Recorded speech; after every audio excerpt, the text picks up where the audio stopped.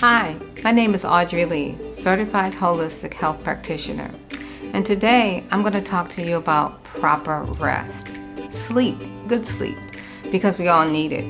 And the reason we need it is because our body repairs when we're sleeping. A lot of us don't know that, but what we do know is that we don't feel like we're getting enough. And I hope that today, once I share these little tips with you, that you will pay attention enough so that tonight, or preparing yourself for tomorrow night, you'll be ready to get a good night's sleep. Now, there's a such thing as good rest, but I believe it's called proper rest, because sometimes we get plenty of rest, but it's not proper rest. And what I mean by that is there are some things that we need to do to make sure that every night that we get in our bed, that we're getting proper sleep. And one of the things that's so important when it comes to sleeping is to make sure that you don't eat too close to bedtime. Because when you do, the body just can't do two things at one time. It's not created to do that. I'm not talking whether you can walk and chew gum at the same time, or where we can drive and pat our foot at the same time. What I'm talking about is the body digests at a certain time when you're sleeping, and it can't give you proper rest if you interfere with the process by eating food.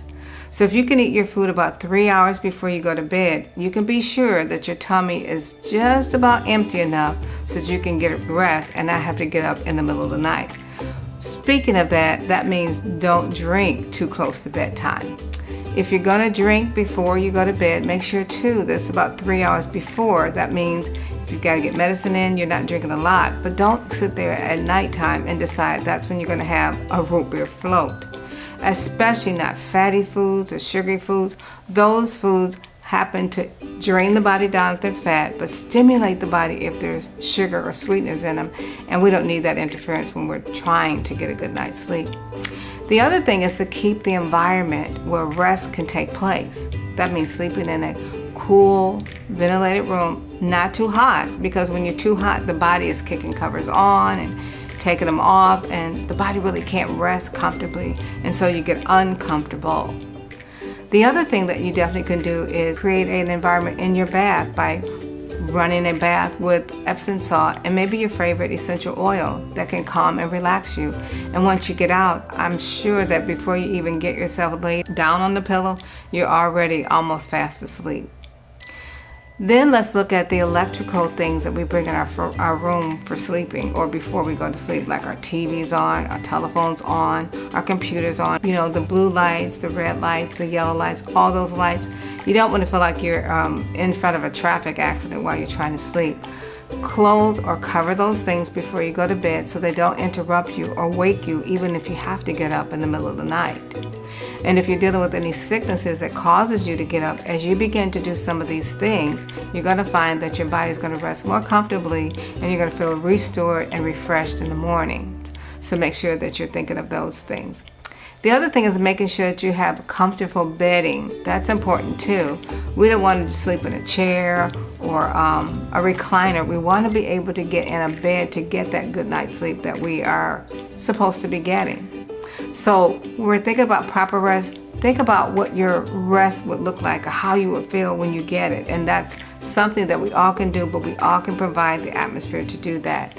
Another thing I do is I use essential oils. I diffuse them in the air. I put in the calm, relaxing oils that make me feel like I'm ready to go to sleep. And it absolutely helps me to do that. And then don't try to stimulate your brain before you go to bed with like your favorite novel that may be a horror novel, or your favorite movie that may be too much going on in the movie where the body is already stimulated and can't sleep. All these things can take a good night's sleep away from you.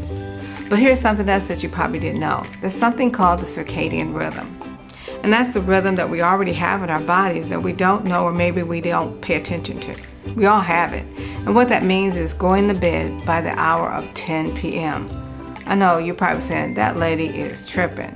But the problem is we do want to get a good night's sleep and feel refreshed and well.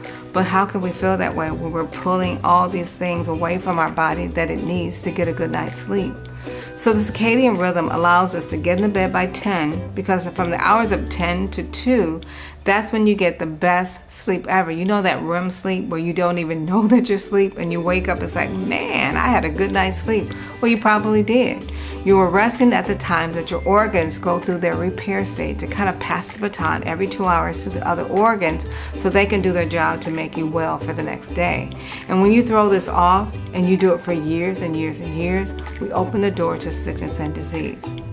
So those are my health tips when it comes to sleep, so that you can get proper rest and relaxation, because when you don't, lack of rest leads to more stress, and nobody wants to have that.